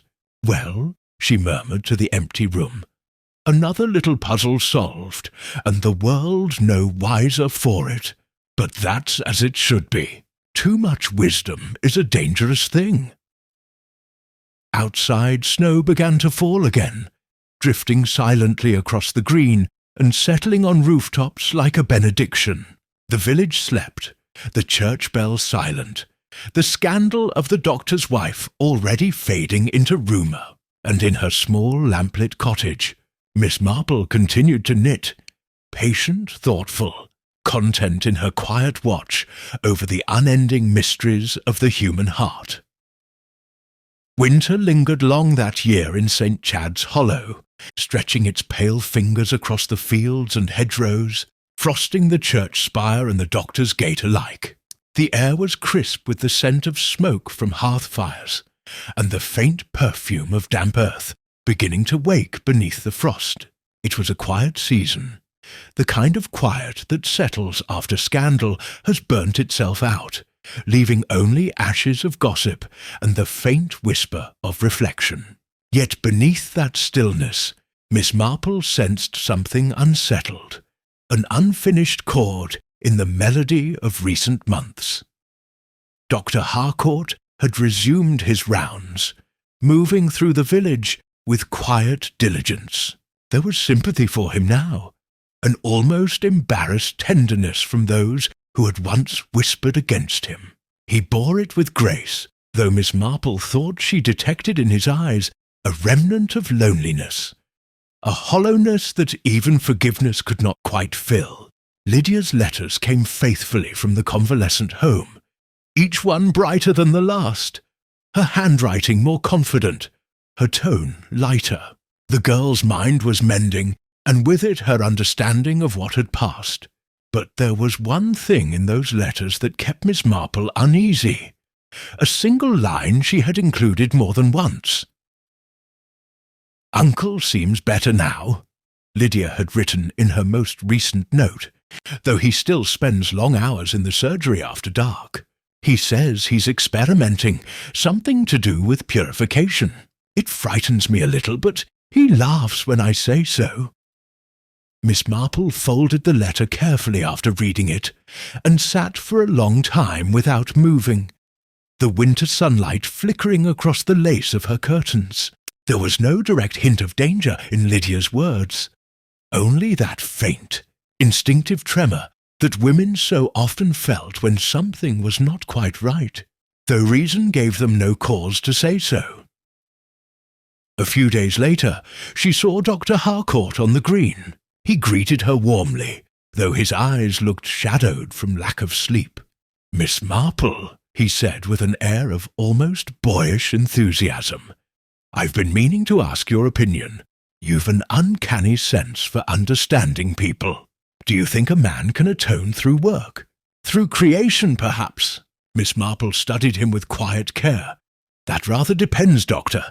One can't build something good out of guilt unless one first lays it down. Guilt is like quicksand. Use it as a foundation, and even the firmest structures sink." He smiled faintly, though it didn't reach his eyes. "Perhaps you're right. Still, I find it comforting somehow to keep busy. The mind needs occupation." He tipped his hat and went on his way, but Miss Marple stood watching him long after he'd gone, her breath clouding in the cold air. It was 3 nights later when something disturbed the uneasy peace of the village once more. Mrs. Weatherby's housemaid came running down the lane just before dawn, her shawl flapping wildly, her face as white as the frost. She found Constable Reeves outside the Blue Boar and gasped out a single word: "Fire!" By the time Reeves and a handful of men reached the doctor's house, the back portion, the small surgery that opened onto the garden, was already ablaze. Smoke billowed in thick grey clouds, and the acrid scent of chemicals stung the air. It was Miss Marple, roused by the noise and confusion, who noticed first that the doctor himself was nowhere to be seen. They found him unconscious near the surgery door, overcome by fumes. He was carried out into the snow, his face blackened with soot, his breathing shallow but steady. The fire brigade from Melchester arrived soon after, and by morning the blaze was out, leaving the back half of the house a ruin of scorched timbers and broken glass. Miss Marple spent that day tending to what remained. Quiet words of comfort for Lydia, who had returned in shock, and simple practical assistance for the vicar's wife, who tried valiantly to impose order on the chaos. The doctor, when he regained consciousness, seemed dazed and confused. "An accident," he murmured hoarsely. "Just an accident. I was working late. One of the bottles must have tipped." But Miss Marple's sharp eyes noticed things others overlooked. The flames had not spread from the workbench as one might expect, but from the corner by the filing cabinet. And though the glass bottles had shattered in the heat, their corks were neatly set aside on the tray, a gesture too deliberate for panic or error. That evening, when the constable came to ask her opinion, as he invariably did, Miss Marple was thoughtful. "I believe it may have been an accident, Mr. Reeves," she said slowly, "but not the sort one blames on clumsiness. Some accidents are quite intentional. They happen when a person decides the only way to start over is to destroy what remains of the past. Reeves frowned. You mean he said it himself? I think, said Miss Marple, he wanted to rid himself of everything connected to that dreadful business. Every memory, every trace. The fire may have been his way of purging what he could not forgive himself for. The constable looked uneasy. Poor man. Still, it's a dangerous way to find peace. Yes, Miss Marple murmured. But then peace is often pursued by dangerous paths. In the weeks that followed, the ruins were cleared, and the doctor moved into rooms above the apothecary on the square. He spoke little of the fire, insisting it had been carelessness, though Miss Marple doubted that explanation. Yet she also doubted that he meant harm to anyone but himself. It was early spring when Lydia returned to St. Chad's Hollow for good. She had regained her strength, her smile softer but steadier than before. The two of them, niece and uncle, were seen walking together often along the lanes, their conversations quiet but companionable. The villagers, relieved to have their little world restored to normal, began once again to gossip about smaller things. The vicar's new sermon series, the baker's flirtations, the quality of the milk from the new dairyman. Life, as it always does, settled back into its comfortable rhythm. But one afternoon, as Miss Marple sat pruning her roses, Lydia came to see her. She looked thoughtful, almost troubled. I found something, she said, holding out a small tin box, its surface blackened from smoke. It was in the ashes of the surgery. The constable missed it, I think. It's locked, but Uncle says it's of no importance. Miss Marple took the box, her eyes narrowing slightly. No importance, you say? I wonder. She fetched a small knitting needle, and after a moment's work, the lock gave way. Inside were a few folded papers, their edges singed but the writing intact. Miss Marple glanced through them quickly, her brows knitting. They were letters, correspondence between Dr. Harcourt and a man in London. The language was careful, almost coded, but the meaning was clear enough. Margaret Harcourt had not been the only one aware of the blackmail. The doctor had known, and had been quietly negotiating with the same man, hoping to buy the letters back. It was not guilt alone that had kept him awake all those nights. It was the memory of how close ruin had come. Miss Marple closed the tin and handed it back to Lydia. "Keep this safe, my dear," she said gently. "Your uncle's mistakes are his own to remember, but they needn't trouble the living. Some truths do more harm above ground than buried." Lydia looked at her solemnly. "You think I should destroy them?" Miss Marple hesitated, then smiled faintly.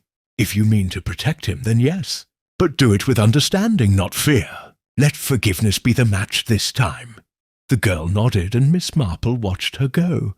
The box clasped to her chest. The air smelled faintly of thawing earth and distant rain. Somewhere a blackbird began to sing.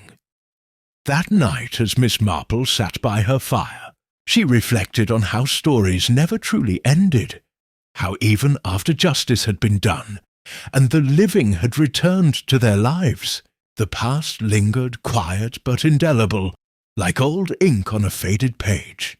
She smiled to herself, not sadly, but with the patience of one who had long understood the pattern.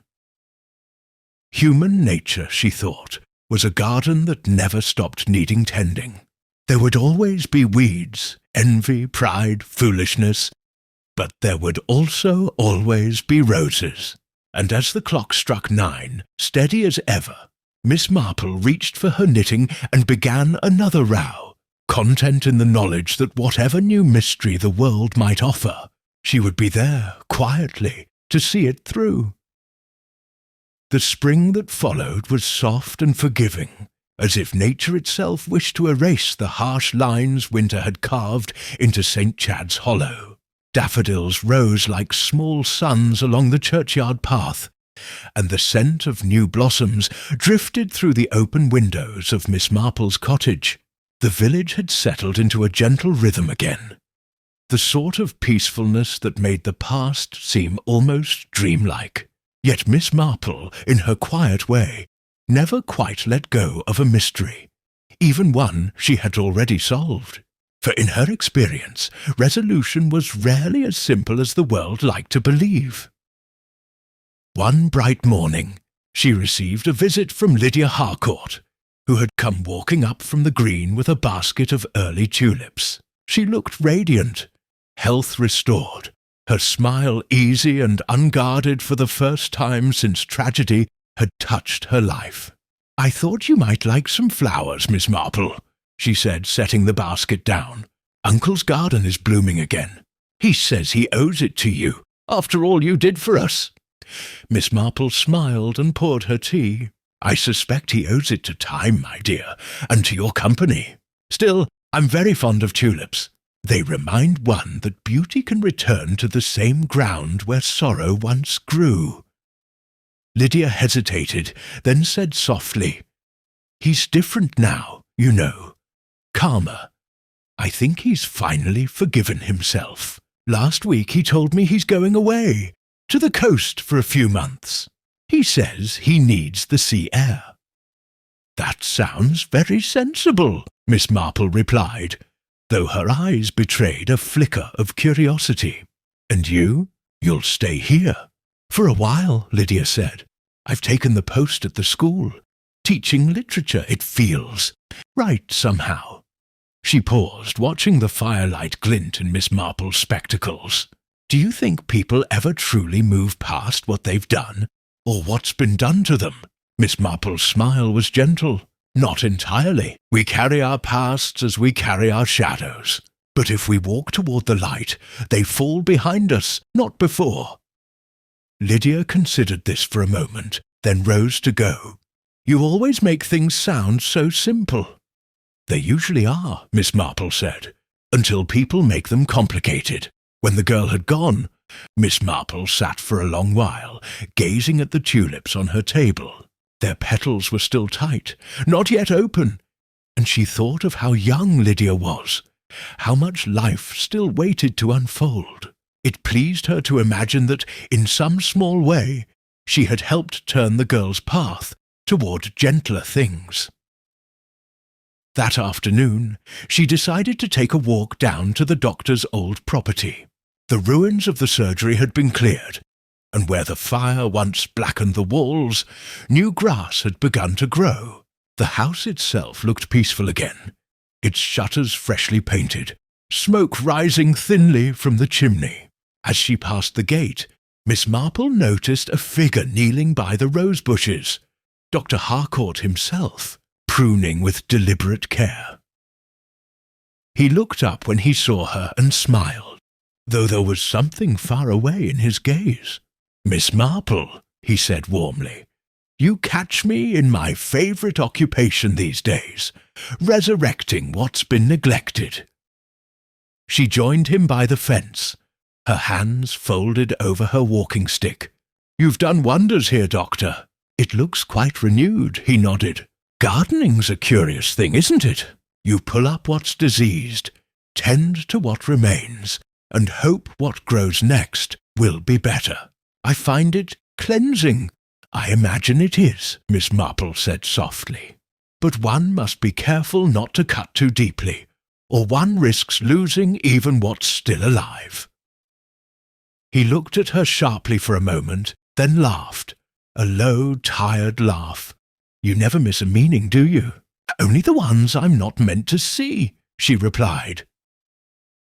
They stood in silence a while, listening to the quiet hum of bees and the distant church bell marking 4 o'clock.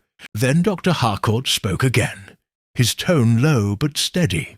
"You were right about the fire. I did start it, not to harm anyone, only to destroy what should never have existed. Those letters, they were poison in another form. I thought by burning them I could be free." "I know," Miss Marple said gently. But freedom doesn't come from destruction, Doctor, only from truth.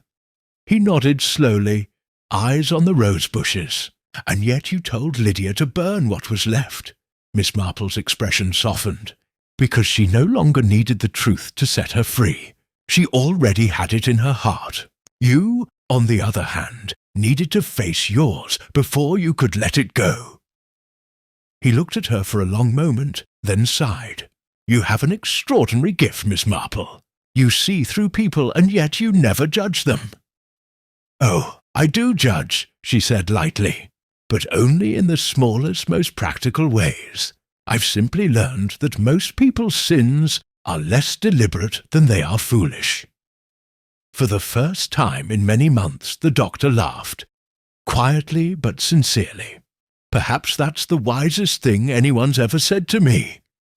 Miss Marple smiled, tipped her hat, and began her slow walk back toward the green. Behind her, the doctor returned to his roses, and she could hear the soft snip of pruning shears blending with the rustle of the spring wind. By the time she reached her gate, the sky was glowing with the pale gold of evening. The village lay serene before her, the church steeple catching the last light, the cottages breathing little puffs of chimney smoke into the cooling air. A sense of completion settled over her, as gentle and inevitable as dusk itself. She went inside and lit her lamp. The small sitting room glowed warmly, the fire crackling in its grate. On the mantel, the clock ticked its familiar rhythm, steady, unhurried, as if marking not the passing of time, but the restoration of order. Miss Marple sat down, her knitting in her lap. The tulips Lydia had brought were opening now, their petals unfurling toward the firelight. She regarded them fondly, thinking how everything in life, flowers, people, even sorrow, opened at its own pace, and how understanding that simple truth was perhaps the truest wisdom of all. She resumed her knitting, the soft click of needles filling the quiet room. Outside, the wind carried the faint sound of the church bell across the fields, steady and calm. It was the same sound that had tolled on the morning of the tragedy, yet it no longer carried the same weight. Now it spoke not of endings, but of continuance. Miss Marple looked up, a faint smile playing on her lips. "Another mystery done," she murmured, "and another reminder that nothing in human nature is ever quite as simple as it looks. Still," she added, glancing toward the fire, "how very fortunate it is that some of us enjoy a good puzzle." And with that, she turned her attention back to her knitting, the firelight gleaming on the silver needles as the evening deepened into peace. Outside, St. Chad's Hollow slept beneath a veil of moonlight, its secrets for now all laid to rest, laid to rest, laid